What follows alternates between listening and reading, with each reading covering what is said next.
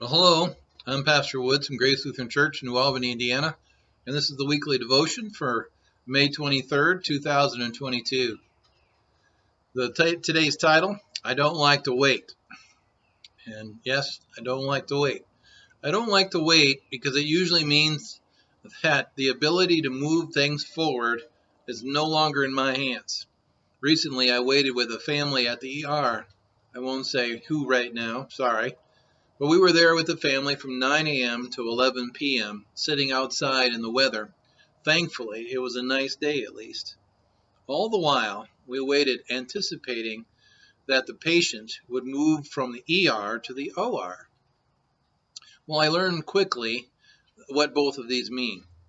ER means I think it will be soon, or I think it won't be much longer. I really don't know when. And then I learned what OR means. OR means the surgery is scheduled for 1 o'clock or 2 o'clock or maybe 5 o'clock or maybe later. We're not sure. Only one visitor, of course, at a time was meant to go back, and we kept swapping visitors' badges and so on. And while we waited, we didn't know if we should stay or go or take care of some business, go get lunch, whatever the case. Because we didn't know what time the surgery was actually going to take place. I mean, we were anticipating any moment we were going to go back, so we didn't want to miss it. Likewise, waiting in traffic. There's a fun one. Waiting in traffic for everyone, for example, to narrow down into one lane means you got to be cooperative. It means people have to blend together, have to zipper together, one car into another. But there's always some fool that has to get down all the way down to that right lane or the lane that's open as far as they can go until they can finally cut in front of many cars as they can possibly get, because their time is so much more precious. Which of course also means that we all get to slow down, the ones of us that are being patient. Waiting in line for a roller coaster. Well, that often depends on how fast the people get on and off the roller coaster, and how fast it comes and goes. Waiting in line at the doctor's depends, well, on how overbooked their schedule is for the day, how many patients they have to see, how many they have to triage if there's worst case scenarios that they have to take care of first. But waiting in the ER always depends on who is more serious, and that was what pushed us back so long. That day there were several helicopters that landed, came and went, and only the really bad ones are the ones that come in on the helicopters. Naturally, this means they get the attention first and necessarily get the ORs first.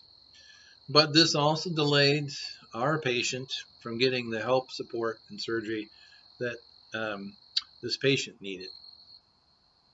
Well, we eventually left the hospital about 11 o'clock-ish. I was so glad to get home and go to bed. I'm so tired from waiting all day. But the waiting is hard because it depends on someone other than me doing something. It seems like when you wait, you can't do anything except wait. It depends on the mechanics of the day all coming together in some constructive way that meets whatever need is at hand.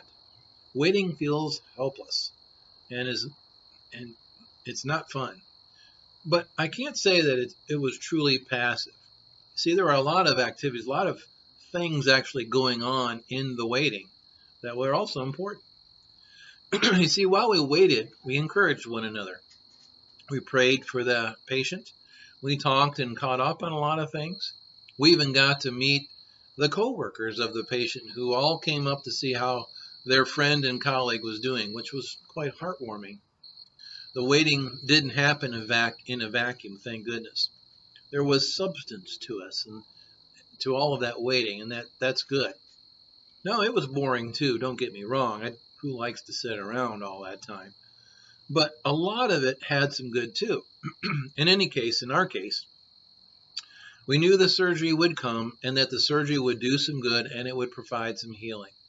So the waiting, we knew, would end up doing something good. It would lead to something good. but it was more like waiting for a roller coaster than a politician. At least at some point, and this is only most of the time, you know that you're eventually going to get on the ride and ride the roller coaster. The anticipation of something worthwhile would actually happen, or sometimes at least, or sometime that day at least. Consider those now who waited on the Lord. Huh. Abraham waited 25 years before he had Isaac. His waiting, though, was filled with obedient acts to the Lord. Jacob waited 14 years to marry Rachel and worked diligently for his uncle Laban and increased his own flocks and herds in the process. David waited 20 years to finally become king of Israel. Simeon and Anna, they waited their whole lives in hopes of seeing the Messiah. But perhaps the one I relate to most, at least in this incident, is Joseph, who was unfairly sold into slavery by his brothers and traded to work for Potiphar, and ends up in a prison for a crime he didn't commit. Joseph couldn't exactly know what may happen to him, didn't know where all this was going, but nonetheless, he remained utterly faithful to the Lord. In his waiting, he was always acting faithfully, and that's a good lesson for us. Joseph's waiting was never done passively. It was done with an act of faith. So I can relate to our waiting the other day to Joseph's waiting in prison. Consider now Genesis chapter 39, 9 through 23, where Joseph is in prison and he's interpreting dreams. Verse 9. So the chief cupbearer told Joseph his dream. He said to him, "In my dream I saw a vine in front of me, and on the vine were 3 branches. As soon as it budded, it blossomed, and its clusters ripened into grapes. The Pharaoh's cup was in my hand, and I took the grapes, squeezed them in Pharaoh's cup, and put the cup in his hand." "This is what it means," Joseph said to him. "The 3 branches are 3 days. Within 3 days, Pharaoh will lift up your head and restore you to your position, and you will put Pharaoh's cup in his hand, just as you used to when you were his cupbearer. But when all goes well, remember me and show kindness. Mention me to Pharaoh and get me out of this prison. I was forcibly carried off from the land of the Hebrews, and even here I have done nothing to deserve being put in this dungeon." Now the 3rd day was Pharaoh's birthday, and he gave a feast for all his officials. He lifted up the heads of the chief cupbearer and the chief baker in the presence of his officials. He restored the chief cupbearer in his positions so that he again would put the cup into Pharaoh's hand. But he impaled the chief baker, just as Joseph had said to them in his interpretation. The chief cupbearer, however, did not remember Joseph. He forgot him. Oh, great. So for a full 2 years, Joseph waited for the cupbearer to remember him. Waited and waited and waited. He waited for the cupbearer to keep his word and had no power whatsoever along the way to move it any faster or to make it any different. Joseph wanted the cupbearer to remember him so they could get out of prison. He realized how unfair it was for him to be there. Who wouldn't, after all, want to be out of that? But all the while he waited, he was filling that waiting with service worthy of the Lord, even where he wasn't there in prison. Not complaining, not bitter, not passing the days. So faithful was Joseph at taking care of the prison that the warden left everything to his care, just like it happened at Potiphar's house. What's more, like the godly people we mentioned above, the one who remembers most is the Lord himself. He kept his promises to all of them who waited. Jesus will never forget you because he promises that he won't forget you. Jesus, who keeps all of his promises, has promised that our labor in the Lord is never in the vain. Those are the words of 1 Corinthians 15:58. Neither is our waiting in vain.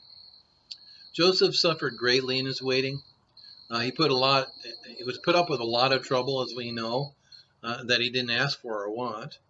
But he served the Lord faithfully in the context of his waiting. We are encouraged to do no less.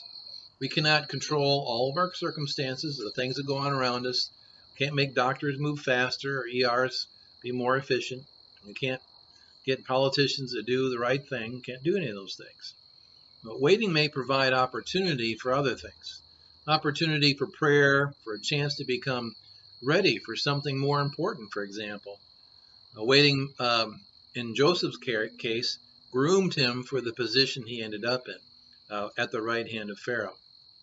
Waiting also might be an opportunity to cool our tempers, or gain an ear to listen and be able to hear, or an opportunity to humble ourselves and think, and ultimately something that would lead to repentance.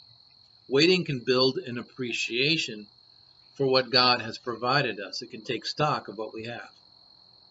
Now, I understand that not all waiting results in good outcomes, as it did last week.